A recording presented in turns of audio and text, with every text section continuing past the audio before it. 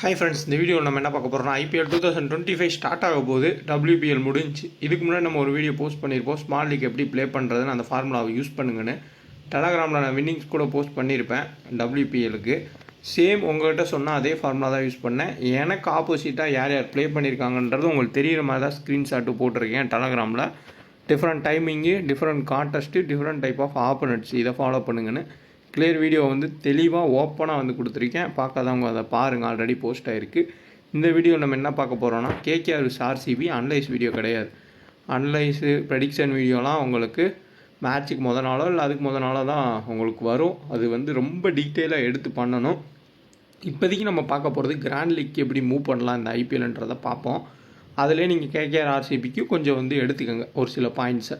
But RCB KKR first IPL மேட்சுக்கான video ரொம்ப லென்த்தாக, ரொம்ப ஸ்ட்ராங்காக, ஃபுல் ஸ்டாட்ஸ் அனலைஸு எல்லா லாஜிக்கலோடு வரும். அதுக்கு நீங்கள் வெயிட் பண்ணணும். இது நீங்கள் RCB KKR ஒரு கிராண்ட் லீக் வீடியோன்னு எடுத்துக்கலாம்.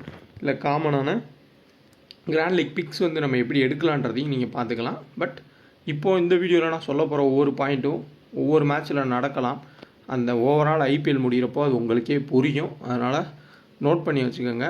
இதே தான் 100% நடக்குமா அப்படின்னு கிடையாது.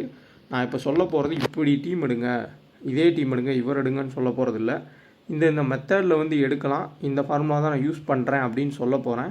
நிறைய பேர் கேட்கலாம், இந்த மெத்தடில் யூஸ் பண்ணி நீங்கள் எவ்வளோ வின் பண்ணியிருக்கீங்க, நீங்கள் ஃபஸ்ட்டு வின் பண்ணியிருக்கீங்களா அப்படின்னு கேட்பீங்க. புதுசாக வரவங்களுக்கு கேட்பீங்க. நான் ஆல்ரெடி முன்னாடி இருந்தே ஓப்பனாக சொல்கிறது தான். மெகா கிராண்ட் லீக்லாம் அந்த பல கோடி ப்ரைஸ் இருக்கிறதுலாம் நான் வின் பண்ணது இல்லை. மினி கிராண்ட் லீக் மட்டும் நான் வின் பண்ணியிருக்கேன். அதை நான் தெளிவாகவும் ஓப்பனாக சொல்லியிருக்கேன். ஏன்னா இப்போ நான் வின் பண்ணியிருக்கேன்னு சொல்லிட்டு போக ஒரு நிமிஷம் ஆகாது. பட் வின் பண்ணலை, அதை தான் நானும் சொல்கிறேன். நான் ட்ரை பண்ணிட்டு தான் இருக்கேன். க்ளோஸாகவும் போயிருக்கேன். பட் லக்கு எனக்கு வேலை செய்யலை. லக்குன்றது ரொம்ப முக்கியம். ஸோ அப்போ என்னென்னா, நான் சொல்ல போகிற பாயிண்ட்ஸை எடுத்துக்கோங்க. ப்ளஸ் உங்களுக்கு லக்கு இருந்தால் நீங்கள் வின் பண்ணுங்கள். அவ்வளோதான், சிம்பிள். நான் ஒரு 5 ஐடியா சொல்கிறேன். அந்த 5 ஐடியாவில் ஒரு 10 டீமு கூட க்ரியேட் பண்ணுங்கள், இல்லை 8 டீமை க்ரியேட் பண்ணுங்கள். உங்களுக்கு ஒரு 4 ஐடியா இருந்துச்சு அப்படின்னா அதில் ஒரு 2-3 டீமை ஆட் பண்ணுங்கள். ரெகுலராக 10 டீம் நீங்கள் ட்ரை பண்ணுறீங்க அப்படின்னா கிராண்ட் லீக்கை ட்ரை பண்ணுங்கள். ஒரு 10 நாள் ட்ரை பண்ணி பாருங்கள், உங்களுக்கே தெரியும். இல்லை நமக்கு மினி கிராண்ட் லீக் தான் செட் ஆகும் அப்படின்னு தோணுச்சுன்னா அந்த ஸ்மால் லீக் ஃபுல் டீட்டெயில் வீடியோலேயே மினி கிராண்ட் லீக்கை பற்றி சொல்லியிருக்கேன். அதை நீங்கள் பார்த்து தெரிஞ்சுக்கோங்க. ஏன்னா இதில் மறுபடியும் நான் சொன்னால் ஆல்ரெடி பார்த்தவங்களுக்கு மறுபடியும் அதை கேட்குற மாதிரி இருக்கும். ஸோ அதனால் ஃபுல் வீடியோ 23 நிமிஷம் சம்திங் நான் பேசி போட்டிருக்கேன். அதை கூட நீங்கள் பார்த்துக்குங்க. அதே மாதிரி பேட் பால் 11 ஆப்பு 100% TDS GST ரெண்டுமே இல்லை. உறுதியாக அதை கேரண்டியாக சொல்ல முடியும். நீங்கள் 50 ரூபா ஜெயிச்சுட்டு கூட வித்ட்ரா பண்ணுங்கள், இல்லை 200 ரூபா ஜெயிச்சுட்டு கூட வித்ட்ரா பண்ணுங்கள். டேரெக்டாக உங்கள் பேங்க்கே வரும். கிவ்அவேவும் கொடுக்குறாங்க, லீடர் போர்டு கொடுக்குறாங்க, ப்ரைஸ் பேக்கப்பு இன்க்ரீஸ் பண்ணுறாங்க. ஸோ 2K டக்குன்னு ரெஃபர் கூட பயன்படுத்திக்கோங்க. 7 வருஷமாக மார்க்கெட்டில் இருக்கக்கூடிய ஆப்பு ஃபுல் அண்ட் ஃபுல் எல்லாமே 100% ஃப்ரீயாக பண்ணிகிட்ருக்காங்க. பயன்படுத்திக்கோங்க. இப்போ நம்ம பார்க்க போகிறது high percentage plus 4 low percentage big, high percentage big. Simple, இவ்வளோ தான். இதை நீங்கள் ஃபஸ்ட்டு தெளிவாக நோட் பண்ணுங்கள். ஹை பர்சன்டேஜ் பிக் இருக்குதுலே இந்த கேமில் ஹையஸ்ட்டு பர்சன்டேஜ் பிக் பண்ணியிருக்கிறது யார் யாருன்றதான் நான் உங்களுக்கு சொல்கிறேன். ஸோ இது high percentage plus low percentage big இல்லை, இதுதான் high percentage big. High percentage plus low percentage பிக்கு இந்த டீம் தான். ஸோ நான் மாற்றி கொடுத்துருக்கேன். இந்த டீம் அப்போ என்னென்னா 80%லேருந்து 70%க்கு மேலே பிக் பண்ணப்பட்ட பிளேயர்ஸ் 11 பிளேயரை எடுத்திருக்கேன். இந்த மாதிரி எடுத்தால் நம்ம கிராண்ட் லீக் ஜெயிக்க முடியுமானா, நீங்கள் இத்தனை வருஷத்தில் ஃபுல் அண்ட் ஃபுல் நீங்கள் செக் பண்ணி பார்த்தா கூட ஜெயிக்கிறதுக்கு வாய்ப்பே கிடையாது. அப்படியே நீங்கள் ஜெயித்தாலும் ஃபஸ்ட்டு ப்ரைஸ் 1000 பேர், லட்சம் பேர், கோடி பேர் ஃபஸ்ட்டு ப்ரைஸ் வருவாங்க. அதுதான் ஹை பர்சன்டேஜ் டீமை எடுத்து ஹை பர்சன்டேஜ் கேப்டனைஸ் கப்னு கொடுத்துருக்க யூனிவர்சல் டீம்னு சொல்லுவாங்க. அந்த யூனிவர்சல் டீம் எடுத்தால் கிராண்ட் லீக் ஜெயிக்கிறதுக்கான சான்ஸே கிடையாது. நீங்கள் எவ்வளோ தான் உட்காந்து யோசித்தாலும், எப்படி டீமை போட்டாலும், அந்த இருக்க 80% பிக்கையும் நீங்கள் செலக்ட் பண்ணி 11 பிளேயரை எடுத்து அதில் ரிஸ்காக கேப்டனைஸ் கேப்டன் கொடுத்தாலும் உங்கள் ஆப்போசிட்டில் நிறைய பேர் அதேமாதிரி வருவாங்க. சேஃபாக கேப்டனைஸ் கேப்டன் கொடுத்தாலும் நிறைய பேர் வருவாங்க. நீங்கள் இந்த KKR RCB மேட்ச்சில் போய் செக் பண்ணி பாருங்கள். இவங்க தான் எல்லாருமே ஹையஸ்ட் பர்சன்டேஜ் பிக்காக இருப்பாங்க. ஏன்னா ஒரு பிளேயர் வேணால் 40% இருக்கலாம், புவனேஸ்வர் குமார். அவரை தவிர்த்து அவர் கீழே யாருமே இல்லை, எல்லாருமே ஹை பர்சன்டேஜ் பிக்கு தான். சேஃபாக உங்களுக்கு நரேன் தான் 4 ஓவர் ப்ளஸ் டாப்பில் வரதுக்கு வாய்ப்புகள் இருக்கும். அதுக்கப்புறமா விராட் கோலியை தான் மோஸ்ட்லி கொடுத்துருப்பாங்க. இதுதான் ஒரு ஹை பர்சன்டேஜ் டீமு. புரிதல் இல்லாமல் ஃபஸ்ட்டு ஃபேண்டசி ப்ளே பண்ணுறவங்க, இந்த ஐபிஎலுக்கு விளம்பரம் பார்த்துட்டு வரவங்க இந்த மாதிரி டீம் எடுத்து ஜெயிக்கலாம்னு நினச்சிடாதீங்க. ஜெயிக்கலாம், போட்ட காசு வேணால் வரும் தப்பிச்சிங்கன்னா, அப்படி இல்லாட்டி அதுவும் வராமல் போயிடும். ஸோ அதனால் கிராண்ட் லீக்கு இப்போ டேரெக்டாகவே நம்ம போவோம். 100% ஹை பர்சன்டேஜ் பிக்கு, அதுக்கப்புறம் இங்கே லோ பர்சன்டேஜ் 4 லோ பர்சன்டேஜ் பிக்கு இந்த சைடு நான் எடுத்திருக்கேன். அப்போ வின் பண்ண முடியுமா அப்படின்னா, நான் உறுதியாக சொல்கிறது, ஒரு ஃபார்முலாவை நீங்கள் ட்ரை பண்ணணும். பட் ஆனால் கேப்டன் வைஸ் கேப்டனாக நீங்கள் தான் கரெக்டாக கண்டுபிடிச்சிக்கிறணும். 3லேருந்து 4 பிளேயர், ஸோ 3 to 4 பிளேயரை ஒரு 40% கீழேயோ 20% கீழேயோ இல்லை 0%, மினிமம் 40% கீழே இருக்கக்கூடிய 30% கீழே இருக்கக்கூடிய 4 பிளேயரை உங்கள் டீமில் நீங்கள் ஆட் பண்ணி ரொட்டேஷன் பேஸில் கரெக்டாக கேப்டன் வைஸ் கேப்டன் கொடுத்தா கண்டிப்பாக கிராண்ட் லீக்கு க்ளோஸாக போக முடியும், ஜெயிக்க முடியும். அட்லீஸ்ட் மினி கிராண்ட் லீக்காக ஜெயிக்க முடியும். அதுக்கு உதாரணமாக இப்போ வந்து நம்ம பார்ப்போம். ஜித்தேஷ் சர்மா நல்ல ஃபார்மில் தான் இருப்பார், குயிக்காக அடிப்பார். இப்போதைக்கு இருக்க பாயிண்ட் சிஸ்டம் படி அவர் வந்து 4 6 அடித்தாலும் நிறையா பாயிண்ட்ஸ் கிடைக்கும். லோ பர்சன்டேஜ் பிக்கு 1. அடுத்ததான் உங்களுக்கு ரஹானே, அவரும் நல்ல ஃபார்மில் தான் இருக்கார், டொமஸ்டிக்கில் 2. அடுத்து ரிங்கு சிங் 3. ஸோ இதுலேயே 3 பேர் வந்து இருக்கிறதுலே லோ பர்சன்டேஜ் பிக்கு வந்துடுறாங்க. நெக்ஸ்ட்டு ஹர்ஷித் ராணா, அவரும் சூப்பர் ஃபார்ம் தான், விக்கெட்ஸ் எடுத்துகிட்ருக்கார். இது எல்லாமே எக்ஸாம்பிள் மட்டுமே. இவங்களை எடுங்க, இந்த மேட்ச்க்கு இப்படி போங்க நான் சொல்லலை.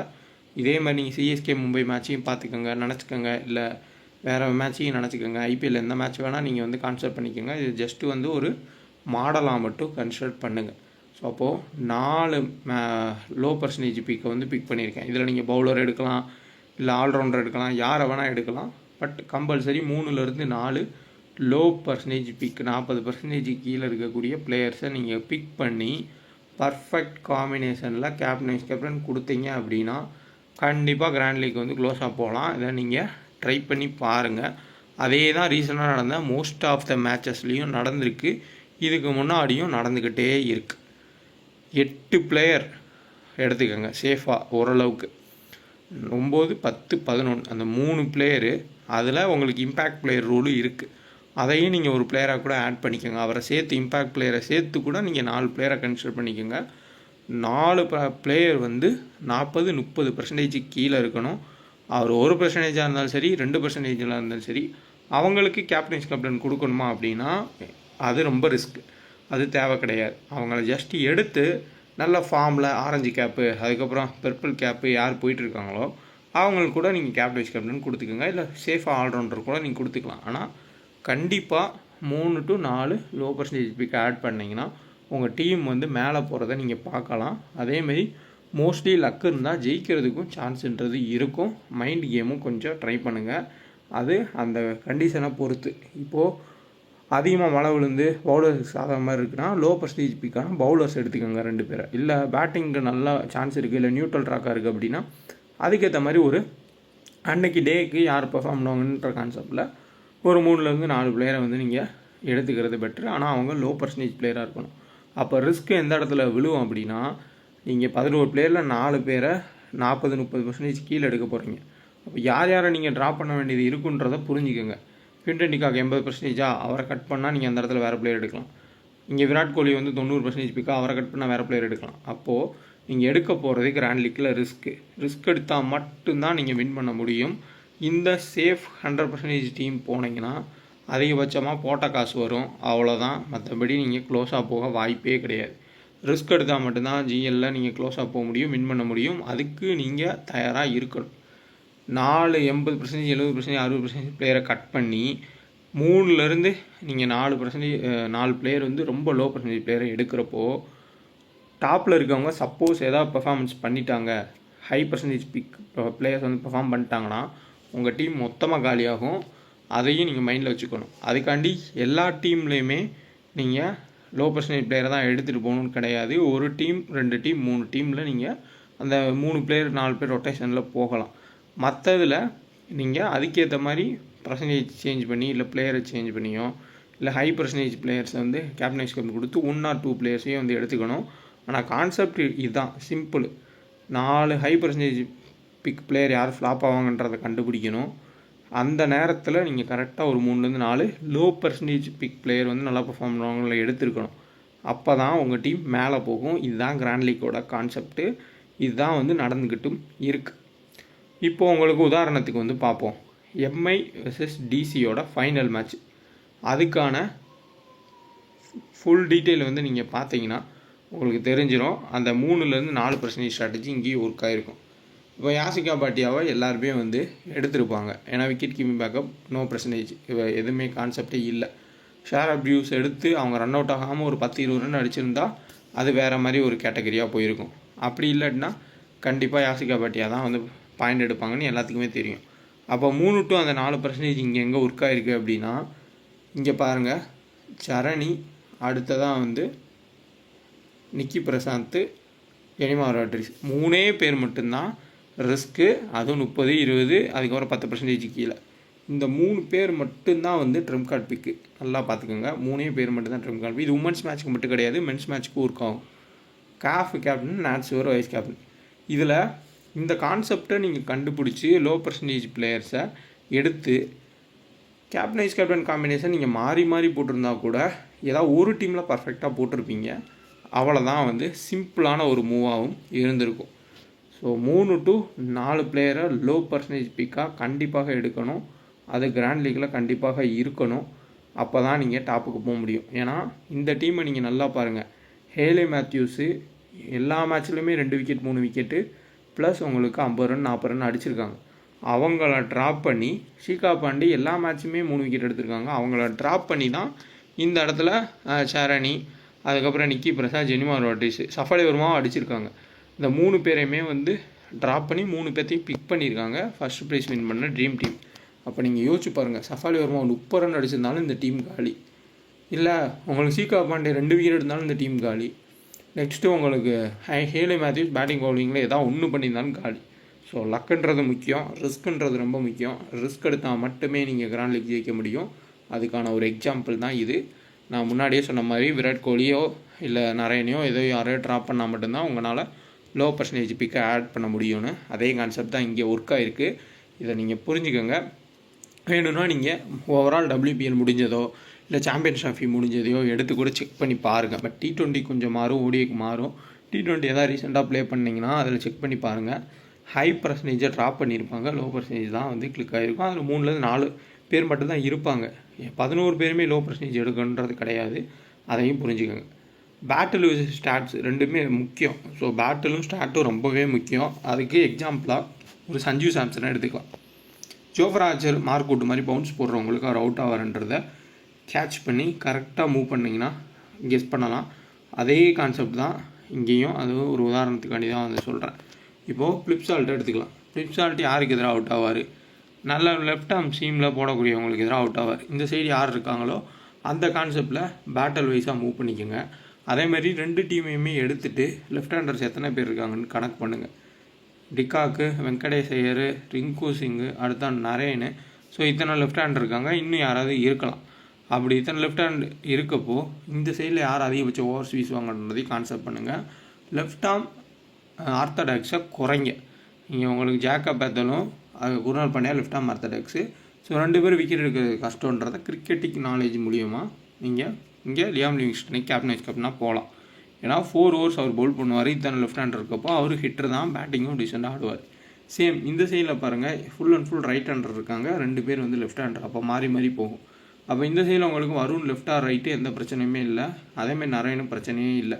2 பேருமே 2 பேர்த்துக்கும் நல்லா போடக்கூடியவங்க. அப்போது ஆர்சிபியோட பேட்டர்ஸ் தடுமாறுவாங்கன்ற கான்செப்டை புரிஞ்சுக்கோங்க. சிம்பிள் தான். இங்கிலாந்து பிளேயர்ஸ் எல்லாருமே வருணுக்கு கஷ்டப்பட்டு பார்த்துருக்கோம். அப்போ நரேனும் கம்பெயின் ஆனார் அப்படின்னா கண்டிப்பாக ரொம்ப கஷ்டப்படுவாங்க. ஸோ கேகேஆருக்கான அட்வான்டேஜ் அதிகமாகும். இந்த மாதிரி நீங்களாம் வந்து எடுத்து ஒரு சில கால்குலேஷனை போட்டுக்கோங்க. அதேமாரி ஓப்பனிங்கில் இப்போ புவனேஸ்வர் குமாரும் ரஹானே வராங்கன்னா இனிஷியல் ஸ்பெல்லில் இங்கே ஹேசல்வுட்டும் அதுக்கப்புறம் புவனேஸ்வர் குமார் வீசுவாங்க. ஸ்விங் ஆகும், விக்கெட்டில் உங்களுக்கு ஸ்விங் இருக்கும் அப்படின்ற மாதிரி கொடுத்துருந்தாங்கன்னா அப்போ டாப் ஆர்டரை கொஞ்சம் யோசிச்சு காலி பண்ணி மிடில் ஆர்டர் பேட்டர்ஸை அதிகமாக எடுத்துக்கிறது பெட்ரு. இல்லை நல்ல பேட்டிங் ட்ராக்கு எப்படி போட்டாலும் அடிச்சிருவாங்க அப்படின்ற மாதிரி பிச்சுட்டு போட்டுருந்துச்சுன்னா அதிகப்படியாக பேட்டர்ஸ் எடுத்து இங்கே பவுலர்ஸை குறைச்சிக்கிறது பெட்ரு. ஸோ பேட்டிலும் ஸ்டாட்டும் ரொம்ப முக்கியம். அதே மாதிரி ஹெட் ஸ்டாட் வந்து ரொம்ப முக்கியமாக இருக்கும், வென்யூ ஸ்டாட் ரொம்ப முக்கியமாக இருக்கும். அது நம்ம ஒவ்வொரு வீடியோலையும் கொடுத்துருவோம். ப்ளஸ் உங்களுக்கு அதை விட இம்பார்ட்டன்ட் என்னென்னா, ஃபஸ்ட் இன்னிங்ஸில் எந்த பேட்டர் நல்லா ஆடுவாங்க, செகண்ட் இன்னிங்ஸில் எந்த பேட்டர் நல்லா ஆடுவாங்கன்றதை கண்டுபிடிக்கிறது அதை நோட் பண்ணி வச்சுக்கிறது ரொம்பவுமே முக்கியம். அது வந்து நீங்கள் ஒரு எக்ஸாம்பிள் சொல்லணும்னா, உங்களுக்கு ஜாஸ் பட்லரு ஃபஸ்ட்டு பேட்டிங் தான் நல்லா ஆடுவார், செகண்ட் பேட்டிங்கில் போர் ஆடுவார். அந்த மாதிரி இப்போ ரீசெண்ட் டைமாக அவருக்கு இருக்குது. அதே மாதிரி ஹர்மன்ப்ரீத் கௌர் ஃபஸ்ட் பேட் பண்ணால் நல்லா ஆடுவாங்க, செகண்ட் பேட்டிங்கில் அவங்க கஷ்டப்படுவாங்கன்னு ஒரு கான்செப்ட் வந்து இருக்குது அவங்களுக்கு. இந்த மாதிரி ரீசெண்ட் டைம்ஸ்லேயும் ஓவராலும் நீங்கள் பார்த்தீங்கனாலே தெரியும், ஃபிலிப் சால்ட்டு ஃபஸ்ட் பேட்டிங்கில் தொடர்ந்து அவுட் தான் ஆவார், பட் சேசிங்கில் ஓரளவுக்கு டீசென்ட் ஆடுவார். அதையும் மைண்ட் செட் பண்ணி தான் டீம் எடுக்கணும். ஸோ பேட்டில், ஸ்டாட்டு, அதுக்கப்புறமா ஹெட் டு ஹெட், வென்யூ, இது எல்லாமே ரொம்ப முக்கியம். ப்ளஸ் டீம் காம்பினேஷன் எப்படி எடுக்கிறதுன்றதும் ரொம்ப முக்கியம். ஸோ பவுலிங் காம்பினேஷன் எடுக்கணும், பேட்டிங் காம்பினேஷன் எடுக்கணும், ஒன் சைடு காம்பினேஷன் எடுக்கணும். அதுக்கப்புறமா உங்களுக்கு பர்சன்டேஜ் காம்பினேஷன் 3-4%ன்றது ரொம்ப ரொம்ப முக்கியம். 3 பிளேயர்லேருந்து 4 பிளேயர் வரைய குறைச்சி எடுக்கிறது மிகப்பெரிய கீயாக இருக்கும். இம்பேக்ட் பிளேயரும் மெயின் ரோல் ப்ளே பண்ணோம், அதையும் நீங்கள் அந்த லோ பர்சன்டேஜ் கான்செப்ட்லேயே எடுத்துக்கோங்க. இப்போ நம்ம பார்க்க போகிறது பவுலிங் டீம். இந்த பவுலிங் டீம் மாதிரியே பேட்டிங் டீமும் ஒன்று எடுத்துக்கோங்க. பவுலிங் டீம் நீங்கள் எடுக்கிறீங்கன்னா ஓவரால் இருக்கிறதுல எத்தனை பேர் பவுலர்ஸ் இருக்காங்களோ எல்லாத்தையும் எடுத்து விக்கெட் கீப்பரையும் பேட்டரையும் ஒன்றுன்ற மாதிரி மாற்றணும். ஸோ விக்கெட் வந்து பவுலிங்க்கு சாதகமாக இருக்குன்ற கான்செப்டில் போகிறது. அப்போது இருக்க எல்லா பவுலர்ஸையும் எடுத்து பவுலர்ஸ்குள்ளே கேப்டன் கொடுக்கறது தான் பவுலிங் டீமு. இதே பேட்டிங் டீமாக இருந்தீங்கன்னா பவுலர்ஸ் ஒரு பிளேயரோ 2 பிளேயரோ எடுத்து ஆல்ரவுண்டரில் ஒரு பிளேயர்லேருந்து 2 பிளேயர் எடுத்து ஓவரால் டாப் ஆர்டர் வரையும் வரக்கூடிய கீப்பர், பேட்டர் எல்லாமே எடுத்து லோ பர்சன்டேஜ் பிளேயர்ஸையும் பிக் பண்ணி பேட்டர்ஸ்குள்ளே கேப்டன் கொடுக்கணும். பவுலிங் டீம் ஒன்று, பேட்டிங் டீம் ஒன்று.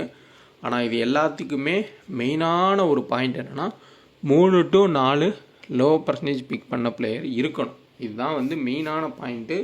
அதை எந்த டீம் எடுக்கிறதுனாலும் நீங்கள் நோட் பண்ணி வச்சுக்கோங்க, கண்டிப்பாக கை கொடுக்கும். ஸோ பவுலிங் டீம்ன்றது மிகப்பெரிய கீ. அதேமாதிரி பேட்டிங் டீமை இங்கே எக்ஸ்டெண்ட் பண்ணிக்கோங்க, அதிகமான பேட்டர்ஸ் எடுத்து அவங்களுக்குள்ள கேப்டன் கொடுத்து பவுலர்ஸை குறைச்சிக்கோங்க. ஏன்னா அந்த மாதிரி போயிருக்கு. இப்போ ஒரு மேட்ச் 180 ரன் போகுது, 2 விக்கெட் தான் எடுத்திருக்காங்கன்னா ஏதாவது ஒரு பவுலர் ஒரு விக்கெட், இன்னொரு பவுலர் ஒரு விக்கெட், 30 பாயிண்ட் தான் கிடைக்கும்.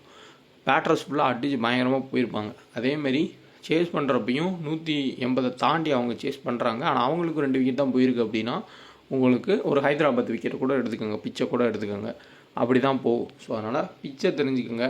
விக்கெட்ஸ் வந்து கம்மியாக விடும், பேட்டர்ஸ் அதிகமான வாய்ப்புனா இப்போதைக்கு இருக்க நியூ பாயிண்ட் சிஸ்டம் படி அதிகமான பேட்டர்ஸை எடுத்துக்கிறதும் நல்லது தான். இல்லை ரொம்ப டைட்டான ஒரு விக்கெட்டு எக்னா ஸ்டேடியம் மாதிரி, லக்னோ மாதிரி இருக்கும் அப்படின்னா அதுக்கேற்ற மாதிரி அதிகமான பவுலர்ஸ் எடுத்துக்கிறது பெட்ரு. ஸோ இதுலேயுமே ஸ்டாட்ஸ் தான் இருக்கும். ஆனால் என்ன தான் ஸ்டாட்டு, வென்யூ, நம்மளோட ஐடியா எல்லாம் யூஸ் பண்ணாலும் லக்குன்றது ரொம்ப முக்கியம். பட் அதுக்கு லக்கே நம்பி போக முடியாது, எல்லா ஐடியாஸும் நம்ம போடணும். அது கூட வந்து லக்கு கம்பெயின் ஆகிக்கணும். ஒன் சைட் டீம் காம்பினேஷன் கிட்டத்தட்ட நான் ஒரு 4 வருஷமாக சொல்லிகிட்டு இருக்கேன். நம்மளை ரெகுலராக ஃபாலோ பண்ணுற எல்லா யூசர்ஸுக்குமே தெரியும். ஒன் சைடு காம்பினேஷன் செட் பண்ணுங்கன்னு ஒரு டீமாக செட் பண்ணுங்கன்னு 5-6 டீம் செட் பண்ணுறப்போ சும்மா குத்து மதிப்பாக கூட ஒன் சைடு காம்பினேஷன் செட் பண்ணுங்கன்னு பல டைம் சொல்லியிருக்கேன். One side team combination most of the time ஜெயிச்சிருக்கு. ஸோ பிபிஎல்லில் நடந்திருக்கு, இல்லை வேறு ஏதாவது இன்டர்நேஷ்னல் மேட்ச்சில் நடந்திருக்கும். நீங்கள் செக் பண்ணி பார்த்தீங்கன்னா தெரியும், ஒன் சைடு டீம் காம்பினேஷன் அவ்வளோ சூப்பரானது. ஏன்னா இப்போ ஒரு சைடில் ஃபுல் அண்ட் ஃபுல் வந்து வரிசையாக விக்கெட் போயிடும் டாப்பில் அப்படின்னா, சிம்பிளாக நீங்கள் மிடில் ஆர்டரில் இருக்கக்கூடிய ஒரு 3 பிளேயர் எடுத்தால் போதும். அதிகபட்சமாக ஒரே ஒரு பவுலரை வேணால் நீங்கள் எடுக்கலாம். ஒரு டீம் 80 ரனுக்கு அவுட் ஆயிடுறாங்க, டாப்லேயே அவங்க அடிச்சிருவாங்க அப்படின்னா, அப்போ செகண்ட் பவுல் பண்ணுறப்போ ஒரு பவுலர் வேணால் ஒரு விக்கெட் எடுப்பார், இல்லை அந்த பவுலரும் பேட்டிங் ஆடி கொடுப்பாருன்ற மாதிரி நீங்கள் எடுத்துக்கலாம். அப்படி இல்லாட்டி இந்த இடத்துல இவரையும் கட் பண்ணி வெங்கடேஷ் ஐயர் எடுத்து இந்த 3 பேருக்குள்ளே மேட்ச் முடியுன்ற கான்செப்டில் போகலாம். இதே மாதிரி நீங்கள் ஆர்சிபியோ இல்லை எந்த டீம் ஆடுதோ அவங்களுக்கு எதிராகவும் நீங்கள் செட் பண்ணுங்கள். பட் ஆனால் அது ஒன் சைட் டீம் சேசிங் டீமாக தான் இருக்கணும். சேஸ் பண்ணுற டீம் ஜெயிப்பாங்கன்ற கான்செப்ட் போனால் தான் அது ஒன் சைட் டீமாக மாறும். அதில் நீங்கள் பவுலர்ஸ்குள்ளேயுமே கேப்டன் கொடுத்துக்கலாம். இப்போ நரேன், வருண் கொடுக்கலாம், ஆண்ட்ரிக் நாக்கி ஆடினார்னா அவருக்கு கொடுக்கலாம், இல்லை ஹர்ஷித் ராணா கொடுக்கலாம். பட் ஆனால் ஒன் சைட் டீம் காம்பினேஷன் நீங்கள் எடுக்கிறப்போ ஏர்லி ஸ்விங்கருக்கும் டாப் ஆர்டர் ஃபுல்லாக காலியாகும். அப்படின்னா அதுக்கு எந்த மாதிரி பவுலர்ஸ் கேப்டன் கொடுத்து இங்கே இருக்கக்கூடிய டாப் ஆர்டரை ஃபுல்லாக ட்ராப் பண்ணி மிடில் ஆர்டரில் இருக்கக்கூடிய பர்சன்டேஜ் பிளேயர்ஸை எடுத்துக்கணும். லோ பர்சன்டேஜ் பிளேயர்ஸை எடுத்துகிட்டு ஒன் சைடாக சேஸ் பண்ணி ஜெயிப்பாங்கன்ற கான்செப்டில் நீங்கள் டீமை போடுறப்போ கிளிக் ஆச்சு அப்படின்னா நீங்கள் ஈஸியாக ஜெயிக்கலாம். இதை நீங்கள் இந்த ஐபிஎல் ஃபுல்லாக ஒரு டீம் அப்பப்போ கூட ட்ரை பண்ணுங்கள். உங்களுக்கு தோன்றப்போ ஒன் சைட் டீம் காம்பினேஷனு ஒரு இடத்துலையாவது வந்து கிளிக் ஆகும். So one side team combination கண்டிப்பாக செட் பண்ணுங்கள். அதில் டாப் ஆர்டரோட பேட்டர் கேப்டனாக கொடுத்து பவுலரு அதே டீமோட பவுலருக்கு வைஸ் கேப்டனாக கூட கொடுக்கலாம். இல்லாட்டி டாப் ஆர்டர் 2 பேருமே அடிப்பாங்க அப்படின்னு கேப்டன் வைஸ் கேப்டன் கொடுக்கலாம். இப்போது எக்ஸாம்பிள் சொன்னால், இப்போ அயர்லாந்தோ இல்லை ஒரு நெதர்லாந்து கூட இந்தியா ஆடினா ரோஹித் சர்மா, சுக்மன் கில்லே முடிச்சிருவாங்க. 250 ரன் அடிச்சிருக்காங்கன்னு திருப்பி அடிச்சிருவாங்க. சஞ்சு சாம்சன் அபிஷேக் சர்மாவே அடிச்சிருவாங்கன்ற ஒரு கான்செப்ட் போவோம்ல, அதே கான்செப்டில் தான் சொல்கிறேன். சேஸ் பண்ணுறப்ப இந்த டீம் ஜெயிப்பாங்கன்ற மாதிரி நீங்கள் பவுலர்ஸ்க்கும் கேப்டன் ஒரு பேட்டர் வைஸ் கேப்டன் கொடுக்கலாம், இல்லை டாப்லையும் கொடுக்கலாம். அதையுமே லக்கு முக்கியம்தான். பட் ட்ரை பண்ணி பார்க்கலாம். ஒன் சைட் டீம் காம்பினேஷன் வந்து ட்ரை பண்ணுங்கள். Bowling combination, batting combination, so இந்த 3 ப்ளஸ் ஸ்டார்ட்ன்றது இது எல்லாத்துக்குமே காமனானது. ப்ளஸ் உங்களுக்கு 3 to 4% 4 பிளேயர் லோ பர்சன்டேஜாக இருக்கணும். இது நீங்கள் ஒவ்வொரு ஐபிஎல் மேட்ச் முடிஞ்சதுக்கப்புறம் கூட செக் பண்ணி பாருங்கள். அப்போ உங்களுக்கு கிளியர் கட்டாக புரியும். அதேமாதிரி ஆர்சிபி கேகேஆர் ஐபிஎல் மேட்ச்சுக்கான கம்ப்ளீட் வென்யூ ஸ்டாட்ஸு ஃபுல் டீட்டெயிலுக்கான வீடியோ வரும். அது ஐபிஎலுக்கு முன்னாடியே வெயிட் பண்ணுங்கள்.